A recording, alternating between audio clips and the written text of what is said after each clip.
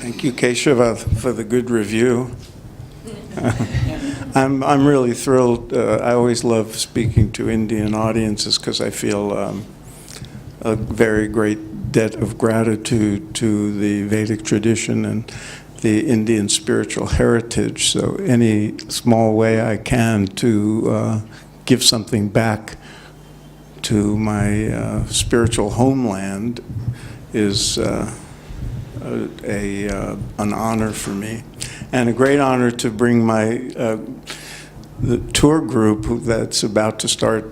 Well, we have started today a 3-week tour of India, and to have them meet you, native population. And thanks for the warm welcome.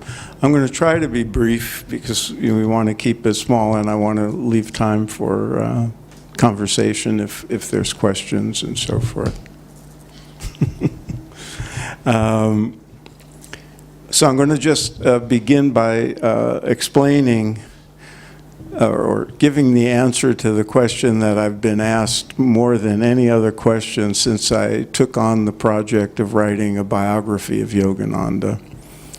And that is, why would you write a biography of a man who is famous throughout the world for having written his own autobiography? And the answer is, I read Autobiography of a Yogi in 1970. I was a precocious toddler. And like millions of other people in the West, it had a big impact on me. I never became a formal student of Yogananda's. I never became a devotee. I had my own path. I was already getting ready to be trained. I was trained by Maharishi Mahesh Yogi as a transcendental meditation teacher. I was preparing to do that when I read Autobiography of a Yogi, and it informed and further inspired my path and opened up insights into the Indian culture and tradition and history that I didn't know before. And it was popular in the circles I traveled in those years, sort of young seekers who were drawn to the wisdom of India through all the different teachers who had come to America. And we all loved the Autobiography of a Yogi because it was a portrait of a real Indian holy man, a real master, and what it was like to be a spiritually inspired boy in India who grew up to become a great teacher. And so I had come to really respect and admire Yogananda, but never became a formal student. And over the years, he was one of many teachers I would turn to for new insights and information. And his Bhagavad Gita is one of many that I would turn to see different translations and commentaries. And it turns out that I still have the copy that I read in 1970. I was living on the East Coast of America at that time. I moved to the West Coast. I moved back to the East Coast. I moved back to the West Coast, where I've been the last 30 years. I lived in many different places. And yet that book, that same copy, is still with me. It's a hardcover, and it says that it cost $5 in 1970. And I know that that would have been food for a few days for me in 1970, so I'm sure I wouldn't have spent that money on a hardcover book. So I'm pretty sure I borrowed it from someone and never returned it. And so I wrote this biography of Yogananda to make up for that karma. It's penance. I stole a book, so I had to write one to make up for it. That's one reason. The real reason is that when I was writing American Veda, the book Keshava referred to, I had to tell the story of all the gurus who came to America, including Yogananda.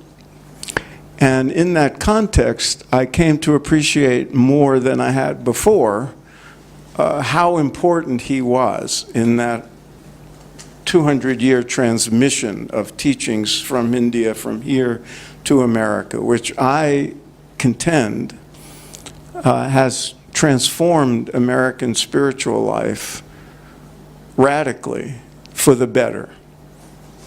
There's many, many reasons for saying that. That's not just me who was transformed, but the people who are here with me, and for this tour, and millions of other people. It's had a huge effect on American culture.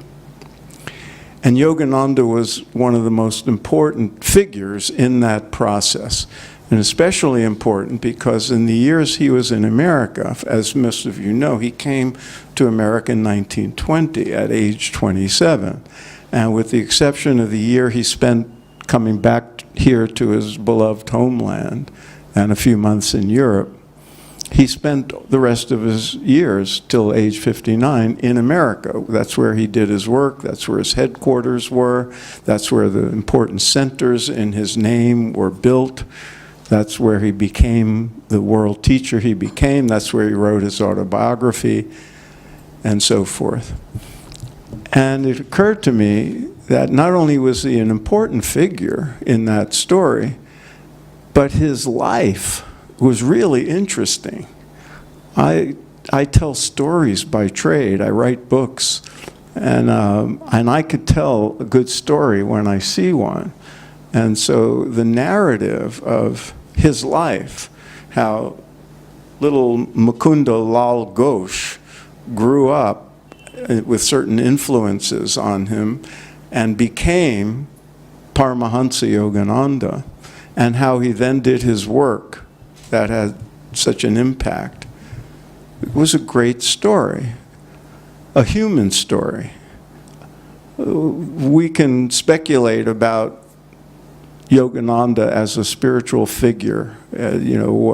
Some people think of him as an avatar. Some people think of him as just, a great Sadguru. Some people just see him as a teacher. But he was a human being, regardless of how you see him spiritually. And that human story and what he had to overcome and the challenges he had bringing these teachings to America, and teaching in the 20s, and teaching through the Great Depression, and teaching through the World War II and its aftermath, losing his health toward the end. All of this, and facing the challenges of life in America that any person of color would have endured in the 20s and 30s especially, and in a predominantly Christian country that would see a Hindu as a heathen and inferior. He had to endure all that. And at a time, he was a British subject. And, until the last few years of his life, he only lived 5 years after India earned its independence. So all that whole story was fascinating to me. And I thought, well, I only had a chapter to devote to him in American Veda, and I thought, well, there's so much more to tell. It's a shame. The other thing I realized after American Veda was published, and I thought, what's my next project going to be? I kept coming back to the idea of doing a real biography of Yogananda. And I thought, well, somebody must have done that. And it turned out no one had.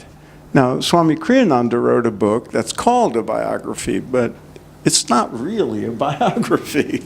It's, with all due respect, it was one of my sources in my research, and other direct disciples wrote similar books about essentially their reminiscences about the time they spent with Yogananda, but it doesn't really tell the full story of his life.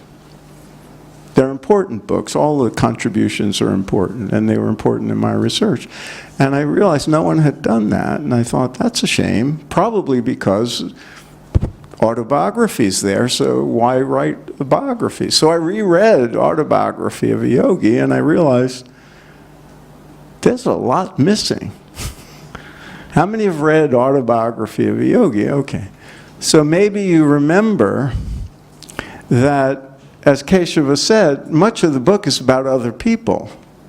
It's about the great yogis he knew and the great people he knew and people he heard about in Indian history and so forth. And there's a lot about his childhood and his family. But it turns out that it leaves out a lot about what his life was like after he came to America. And that was most of his life. That was certainly almost all of his adult life, except for, his post-college life, except for 2 years. And so I did a page count, and I realized less than 10% of the autobiography is about what happened to his life after he came to America. There was a lot missing. And then I found sentences in the book that read something like, and 4 years passed in Boston. And, I said, wait a minute, 4 years? He comes to Boston, spends his first 4 years in America there, and he writes it off in 1 or 2 sentences? There's a lot left out. And so that was the impetus for writing the book, and I had to convince publishers, and I did. And then I set out, to do more research. I had already done a lot. And turns out it was even more interesting than I thought it was, because there's an aspect of Yogananda's life that most people don't know about. And even some of his closest disciples and people who had looked into his life. And I was the beneficiary of a lot of those people's private research. People who were devotees of Yogananda decided to look into his life. Some did it because they thought one day they'd write a book, and they never did. And then I got all that stuff, all that information, and files and boxes of things from different people. And then, I looked into all the things that a biographer finds access to, like government documents and court filings. And there were, that human story, I set out to tell the human story of Yogananda. I thought, I will just keep to a minimum what he taught, because there's thousands of pages of what he taught in his own voice. There's no reason for me to reiterate that, except to the extent so people understood who he was and what his mission was and what he was bringing to the West and what he taught. But I didn't have to go into great detail. What I focused on was the human, personal story of his life, focusing on what were the influences on him that he was, the personality structure that he came into this life with, what were the family and historical and cultural influences on him, what can I add that brings a new dimension to what's already known, and how can I fill those gaps that people don't know about. And among other things that I came away wanting to emphasize above all else was that, as a human being, he had a really, really interesting life. And he had challenges, and he had feelings, and he learned things as he grew, and he had deep spiritual experiences in his 40s that made him a different person from what he was in his 20s and his 30s. He grew, he learned, he had challenges that were so severe at times, he wanted to stop doing what he was doing and just come home to Mother India and live a simple life as a sannyasi. That's what he always wanted to do and be. And there were times when he just wanted to, walk along the Ganges like the other sannyasis or go find the cave in the Himalayas. He was marked for the spiritual life and marked for being a spiritual teacher. You could see the signs of it in his childhood. When you were young and you were a teenager, there were always these people who were sort of natural leaders. I don't know what it's like in India, but in America, when you're 13, 14, 15, the people who are natural leaders, we call them ringleaders sometimes, usually they're the ones who are doing something like organizing a team or putting on a party or starting a little club or making mischief or starting a band or that sort of thing. Yogananda was that boy. Mukunda was that kind of boy. But he was organizing satsangs when he was a kid, when he was an adolescent, gathering his friends to, study the holy text, to go see the Swami so-and-so and Guru so-and-so, to learn a new meditation practice, to go to the temple, to sit in his room where our group will visit in Kolkata and meditate with him. That's unusual. Not some kids leave home, but they usually go to New York or San Francisco. He left home first at age 11 and then a few more times when he was before he was a grown-up teenager, to go to the Himalayas because he just knew that was his destiny. He was to be a monk and he was to find God and be in communion with the divine. That's very unusual. When he started his first ashram when he was 15. And we'll visit the site of that when we get to Kolkata. So there were certain signs that were unmistakable. And then, his guru, Sri Yukteswar, groomed him. It was known, even when he was a child, and his mother took him to meet Lahiri Mahasya, that he had some destiny. He had a destiny. And he was groomed to be the one to bring this Kriya Yoga lineage to the West. And it actually came to pass, and how it came to pass, and what fell into place that enabled him to come to America and have a destination and a welcoming, and how he got his passport, and how he got on the first ship to sail from India to America since before World War I, because all shipping was suspended. How all that fell into place, if you put it into a novel, people would say, it's too unbelievable. You can't make these things up. But they happened. And that sort of thing was a joy to write about. But he also had challenges that were very, very difficult. Some of us, we get on a spiritual path and we think life will be easy. And one of the things you come away with studying Yogananda's life is that even for the great ones, the highly advanced ones, life in the world is not necessarily easy. And he had a big, important mission. And he had obstacles to that mission. He had opponents. He had people who wanted him to fail. He had people who betrayed him. He had people who filed lawsuits against him. He had newspapers writing terrible things about him. He had a lot of stuff to deal with. He had money problems. He was running an organization. They had bills to pay. The Great Depression came.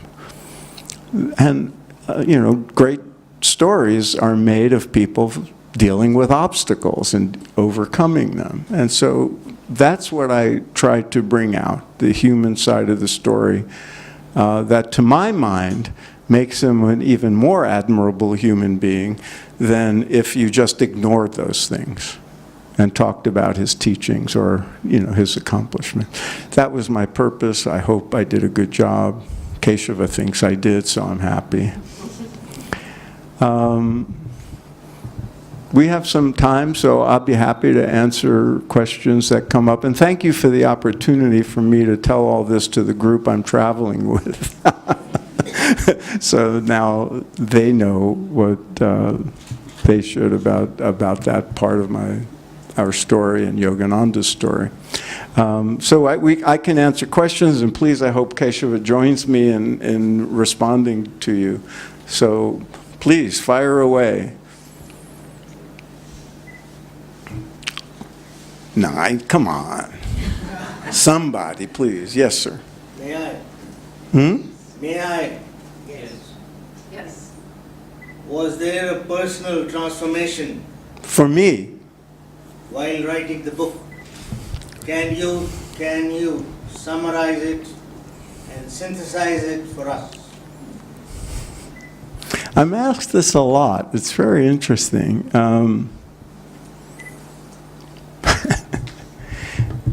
I have been on a spiritual path since 1967. And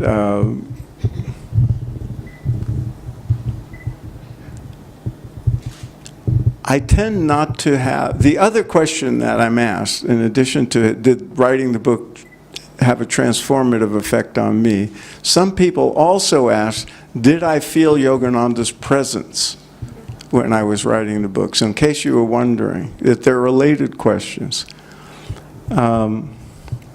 Something was going on while I wrote the book. I don't tend toward, unlike Yogananda, I tend to speak in very earthly terms, and miracles they don't tend to happen to me. But there was something going on, and I don't know.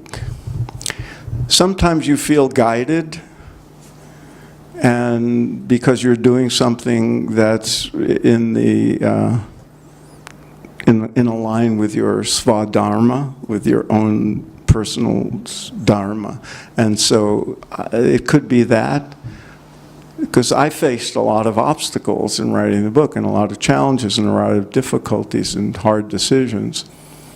But there was something going on. Now, you could say, oh, Yogananda was guiding you, it was his presence. You could say you were just aligned with some kind of higher mission. I don't know how to explain it, but it was happening. Something was there that kept me moving in the right direction. I can't say I was personally transformed in a dramatic way. I can just say that delving into a great life like that just deepened my own conviction about the spiritual life and my own commitment to it. But it also, I keep coming back when I have to deal with stuff. It's like, even Yogananda had to deal with these challenges, so don't complain.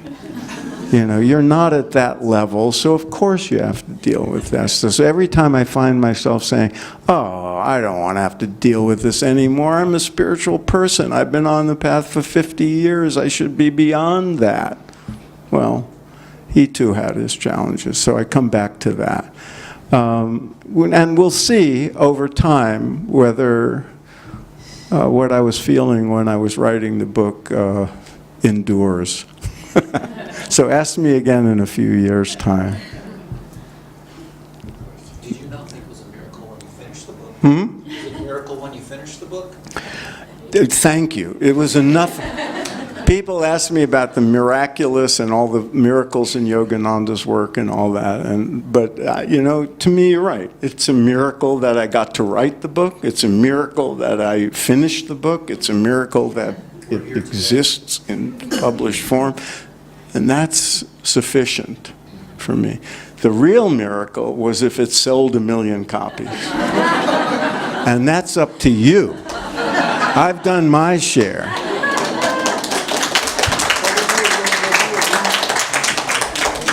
What? We'll do a room count divide, yeah. Yeah. Yes, sir. Something on American Veda, how it happened, if you, How I wrote American Veda. yeah, if you still remember. Do I still remember? As I said, I was a child of the 1960s, and I got on my spiritual path. I became a yogi as a young man, and a dedicated meditator, and I just, became my destiny to transmit as a teacher and as a writer as best I could what the Vedic tradition has brought to the world, and just try to integrate those teachings into my life as best I could. And at a certain point, I realized that these teachings that came from India had, over the course of time, really had a big impact on America. And this is 1980s, and by then I was a professional writer, and I thought I should write a book about that. And I couldn't get any publishers interested. But then 20 years passed, and what I had seen in the 80s became even more true, and the impact of these teachings on the culture became even more obvious.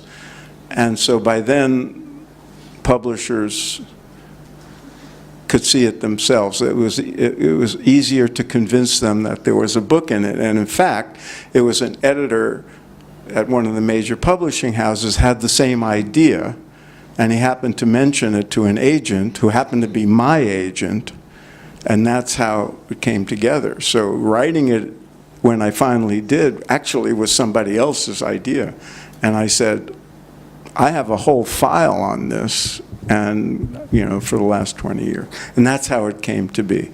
It's just the observation that the phenomenon of these teachings coming to America and the impact it had was an important one that somebody should write about. So it might as well be me. Yeah.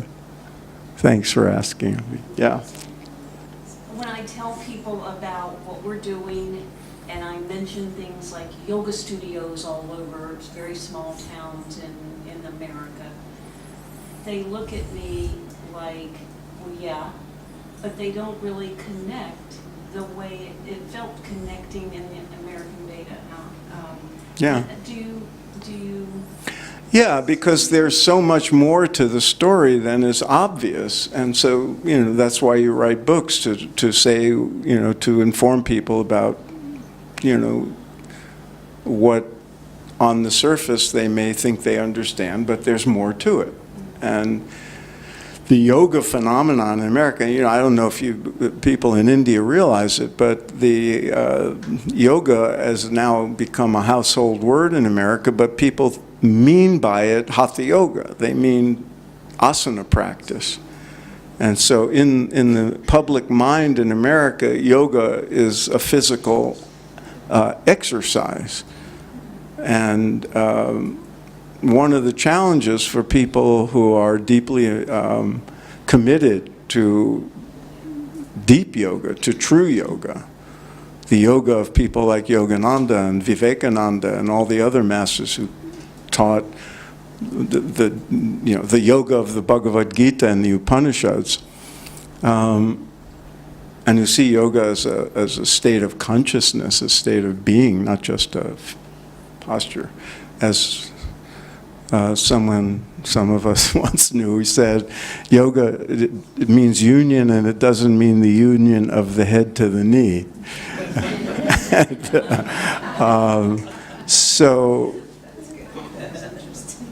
part of the mission of writing books like mine, and everybody does it in their own way, is to educate people about the fullness of these teachings.